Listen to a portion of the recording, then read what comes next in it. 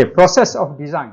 Process of design adalah langkah-langkah yang perlu kita buat dalam menghasilkan sesuatu design. Okay, dalam video sebelum ni saya ada cerita tentang macam mana pemilihan klien dan sebagainya, apa benda, apa kriteria yang perlu kita tengok, okay, untuk memilih klien. Okay, di dalam video sekali ini, macam mana selepas kita memilih klien, kita dah setuju, apa benda yang perlu kita buat. Okay, yang pertama sekali adalah space inventory. Okay, yang space inventory ini basically kita menyenaraikan keperluan-keperluan ruang dan keperluan-keperluan yang ada di dalam ruang, perabot dan sebagainya. Yang kedua, space relationship. Daripada ruang-ruang yang kita dah senaraikan tadi, kita tengok hubung kait dia. Maksudnya masuk ruang yang pertama nak jumpa apa kaitan dia ruang A dengan ruang B dengan C, C dengan D dan sebagainya. Itu yang kedua. Yang ketiga, matrix chart. Matrix chart ni kalau tadi dia di dalam bentuk diagram, yang ni dalam bentuk table. Okey.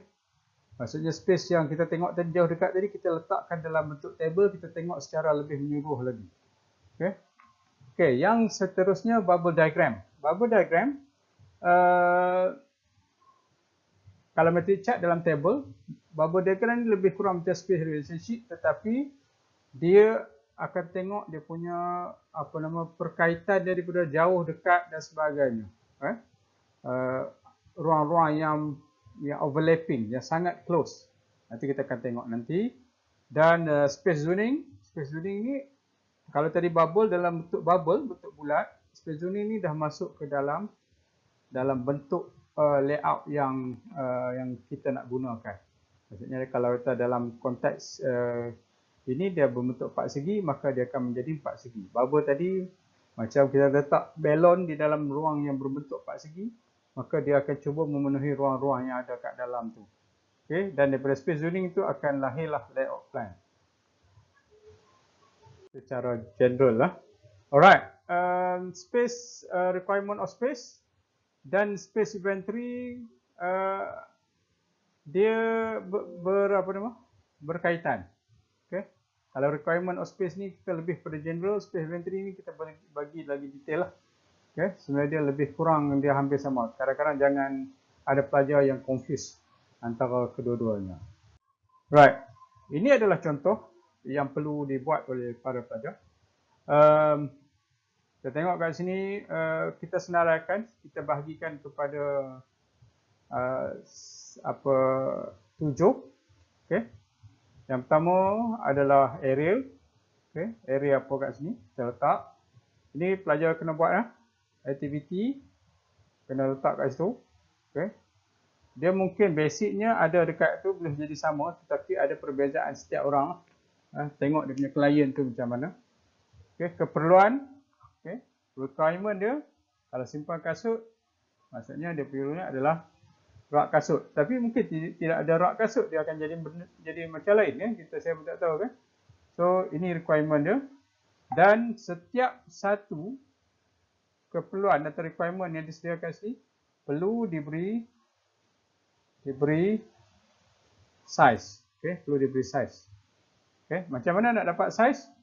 Buku human dimension ataupun boleh dapat daripada size-size yang di mana-mana. Sebab size setiap orang berbeza, sebab ada yang akan, contoh dia sofa, ada yang akan pakai single seater, ada yang pakai 3. Dan size yang berbeza-beza, dan size di sini juga akan mengikut kepada keperluan yang ada dekat sini. Okay, alright. Dan percentage, nanti kita tunjuk macam mana kita nak buat percentage. So nanti boleh masukkan percentage kat sini, ya. Ada table lain sebelum yang you dapat di sana akan masuk ke dalam ni lah. Okay, notes ni boleh letak gambar. Contoh tadi rak kasut ni macam mana gambar dia, kalau dah ada size yang sedia ada, mungkin boleh letak kat situ. Apa sahaja boleh letak kat sini. So ini semua kena buat lah. Okay, macam mana kita nak calculate space? Basic yang kita tahu, okay, ruang adalah panjang kali lebar. Maka kita dapat total square feet. Contoh dalam kes kita 5,000 kali 5,000. Okay. Bagi saya untuk nak calculate space ni, saya lebih suka menggunakan kaki. Boleh juga kalau 5,000 kali 5,000 ni di convert menjadi meter, maksudnya 5 meter kali 5 meter. Jadi you dapat juga kat sini. Dia tak kisah di dalam imperial ataupun dalam metrik. Okay. Dia yang pentingnya kita akan dapat percentage tu. Okay. Macam saya menggunakan kaki lah. Okay. Maksudnya 5,000 tu saya convert kepada kaki lah. Dia very betul rough, dia bukannya yang betul-betul accurate. Okay. Kita buat satu table yang lain. Kalau tadi table untuk space inventory, ni untuk mungkin boleh gabung, kalau ada ruang boleh gabung ataupun keluarkan menjadi satu table yang lain. Okay. Macam tadi kita dah letak, kita dah ada tadi ukuran semua tu. Okay. Cuma dekat sini saya minta kalau boleh tambahkan satu lagi untuk circulation. Maksudnya macam entrance lobby ni kita ada show rack dan sebagainya, kita tambah circulation kat situ. Circulation ni kita boleh agak-agak lah. Maksudnya kalau lah kita punya ruang yang kita nak, ruang legal contohnya, dekat entrance lobby ni dia ada kabinet. Kabinetnya size 300 kali 1,200, 1 kali 4 kaki. Mungkinlah ruang untuk dia bergerak di tengah-tengah tu, di hadapan dengan ruang kasut tu, okay, 3 kali 4 kaki. Okay, maka kita boleh dapat.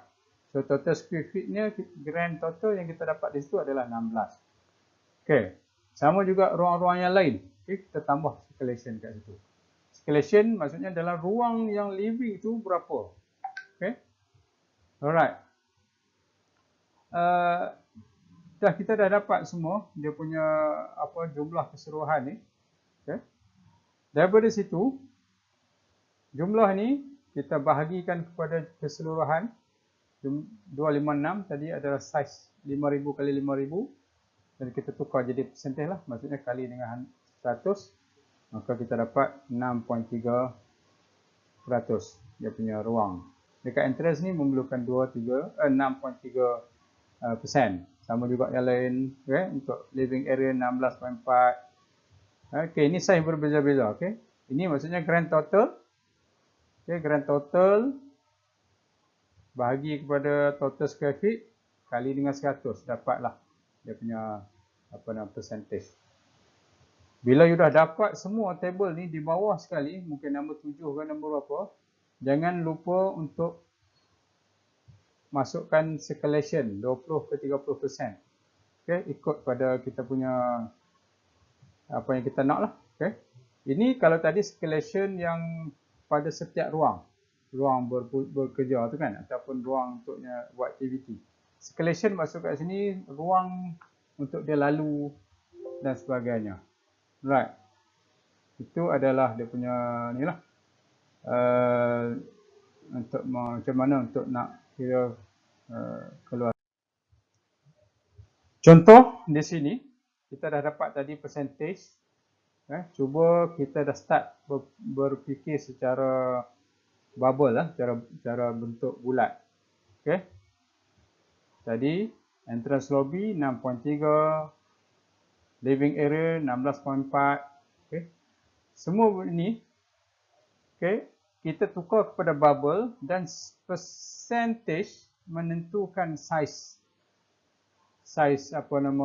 bubble. Okay.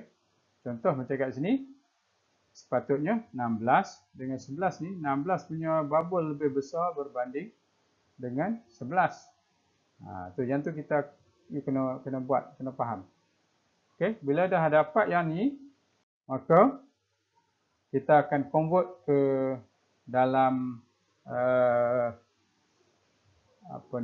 bubble yang betul lah. Okay, itu adalah step untuk you nak mengira percentage of space.